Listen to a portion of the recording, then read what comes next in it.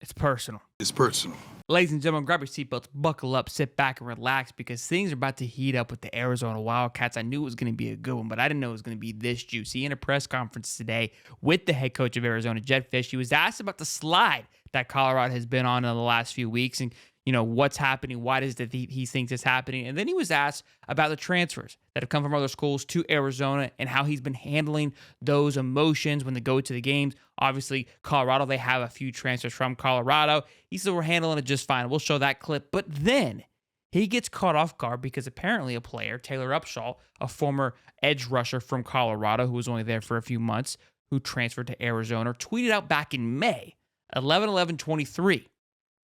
That just happens to be they play, which is on Saturday, 11/11/23, with a little popcorn on eye emojis, which happens to be, my favorite eye emojis or just emojis in general, which obviously creates a little turmoil. Well, he retweeted it just this week, doubling down on what he tweeted back on in May because he's feeling pretty good. He's feeling cocky. He's got crocodile sewn to his bare titty. That's how he's feeling right about now, okay? But then it gets even a little bit more juicier because a player from the team retweeted it with the hashtag "is personal." We're going to talk all about it because Coach Prime in a press conference, actually in an interview with Dan Patrick, also happened today, speak about those events because Dan Patrick pressed on him. Before we get into any of that juiciness, let's go back to Coach Jedd Fisch and what he had to say about Colorado's slide that they have been on over the last few weeks. Take a listen. Playing those first few games to what's going on with them now. They've won like 1 out of the last 6 games or something like that. Yeah, well, I mean, you look at, there were some fluke things that have happened to Colorado. I mean, they're up 29-0 at halftime. I'm sure that they weren't expecting to not win that game. A lot of things have to happen for you not to win that game. I would say that, so they were playing really good that game until the second half didn't go their way. They lost to UCLA by 12 on the road. So that was against a really good team. They lost last week by a score or so against a really good team. So I think they're playing pretty good. I just don't know if the score's gone their way the last few weeks. They beat ASU.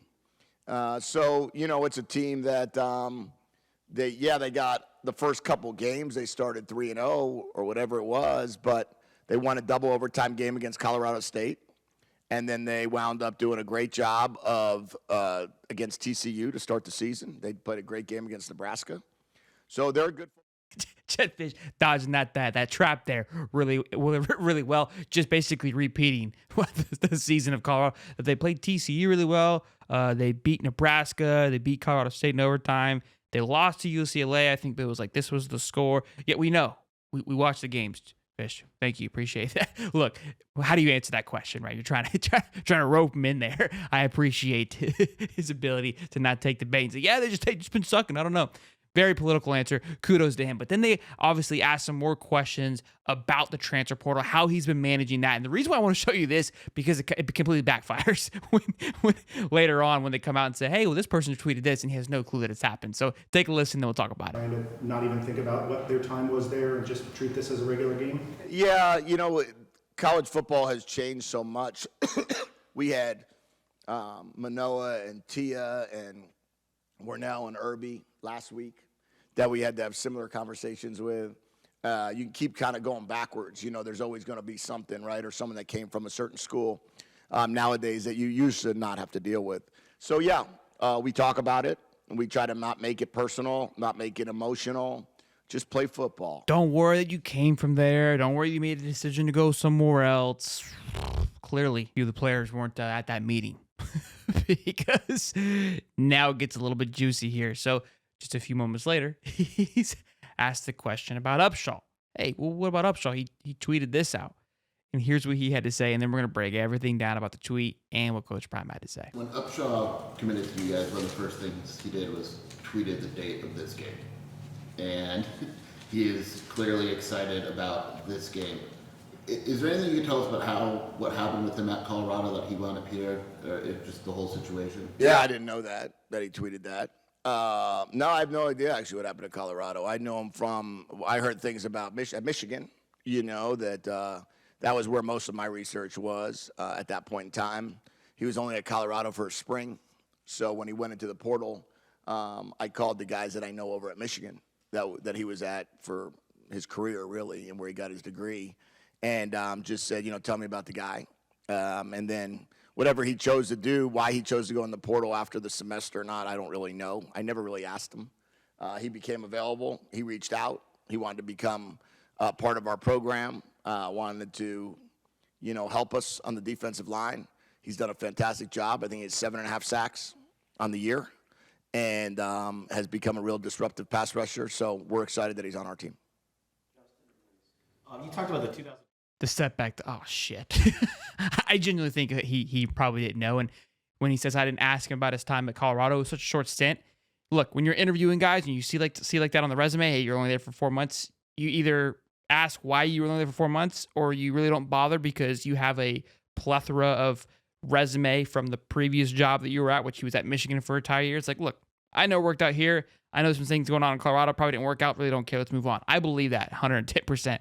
But that doesn't leave out the fact that this young man tweeted this out and then retweeted it. He didn't forget. I could expect you tweet that out as soon as you leave, right? You're emotional. You're on this kind of like something just happened. You're upset about it. You reached back into the bag. You know what I mean? Like you went back for it. You turned like it was in the past, but you brought it back. Like someone else didn't bring it back. You did. You went back into the back seat and you pulled it back out and you put it on the dashboard, right, for everyone else to see. And then it got retweeted, and then you retweeted it, right? So the person quote tweeted it, and then you retweeted their tweet to have it up there twice, not once, but twice. And it's hashtag it's personal. We all know that's been a trend here with Colorado and Coach Prime. So they're trying to make a message. Look, I said they're feeling cocky. Okay, they're feeling good. Just clinched the bowl first time since 2017. He's on 7.5 sacks of the season. He's feeling pretty good about what he's able to do. So there's no look. There's a reason why he reached back and got that bad boy. But what is interesting because why did he leave? What happened? Now everyone's gonna say, well, because Coach Prime came in, so I'm bringing Louis. This is what went down. But in an interview with Dan Patrick today, Dan even kind of called him out and said, hey, man, I don't like how you handled that, Deion. I don't like how you handled those kids, right? Like, it felt like you were kind of mean to him. Coach Prime hit him like, whoa, take it easy. We didn't tell everybody to leave. About 20 kids that we said, hey, you're not going to make it here. So the rest of them quit. And I talk about the multiple videos, like, look, not everybody's going to like his style of coaching. That is what it is. And that's fine. You probably should quit. Probably should move it on. And that seems like this might be one of those situations where it just wasn't working out for Upshaw. But now you're making it personal. You could have just kind of walked away, did your thing. Hey, it wasn't working out again. We don't know. But take a listen to what Coach Prime had to say about the transaction of those kids during the spring game. And obviously when he was bringing his luggage called Louis. But the video went viral, and I felt bad for those kids. So just wanted to... I don't know why. Well, let me tell you this, because this is something you may not know. Maybe 20 kids we may have sat down with and said, we may head in a different direction. I don't know if this is going to work out. Everybody else quit, Dan. They quit. Like, you can't hold me responsible. And some guys you attributed to us, they weren't even on the roster.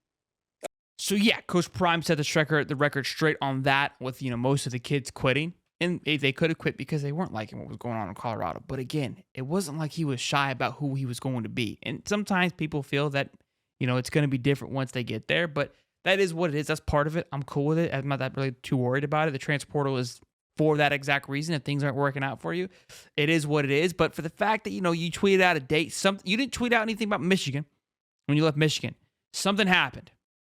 Something happened with whatever went down. And I'm sure the players in Colorado, they see these things. They're on social media. They may recall what happened. Maybe there was a moment in time where they got a little beef into it. I don't know. But I definitely feel that the players are feeling good. They're feeling confident. Look, a lot of these games, Colorado's going to be, the rest of these games, Colorado's going to be an underdog. I sense 1 or 2 more W's somewhere in this schedule. Going to be tough to find it.